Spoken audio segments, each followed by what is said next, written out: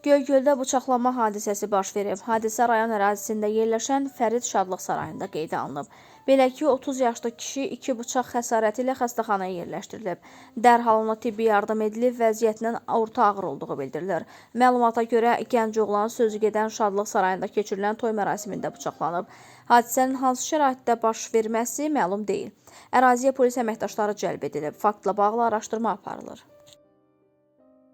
Lənkəranda oğurluq etdiyi evi yandıran şəxs saxlanılıb. Bu barədə Daxili İşlər Nazirliyi məlumat yayıb. Bildirilib ki, Lənkəran rayonunun Göyşaban kəndindəki yaşayış evlərindən birində 3000 manat dəyərində məişət əşyalarının oğurlanması, daha sonra həmin ünvanda yanğın baş verməsi barədə polisə müraciət daxil olub.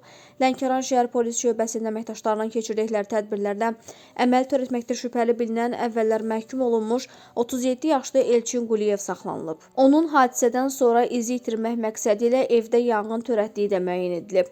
Polis əməkdaşlarının keçirdikləri digər tədbirlərdə rayon ərazisində evlərdən oğurluq etməkdə şübhəli bilinən əvvəllər məhkum olunmuş 33 yaşlı İsmail Yüzbaşılı və 63 yaşlı Zakir Cəfərov da müəyyən edilərək saxlanılıblar. Onlardan psixotrop tərkibli metadon həbləri də aşkarlanaraq götürülüb. Faktlarla bağlı araşdırmalar aparılır. Qeyd edək ki, yanvarın 6-sında səhər saatlarında Lənkəranda 2 mərtəbəli yaşayış evində yanğın hadisəsi baş verib. Hadisə rayonun Göyşaban kəndində kənd sakini Şamil Həsənağa oğlu Qurbanova məxsus 2 mərtəbəli 8 otaqlı evdə qeydə alınıb. Ev sahibi bildirib ki, yanğın baş verən vaxt ailə üzvləri Bakı şəhərində olublar. Evə baxış zamanı bəzi əşyaların yoxa çıxdığı da müəyyən edilib.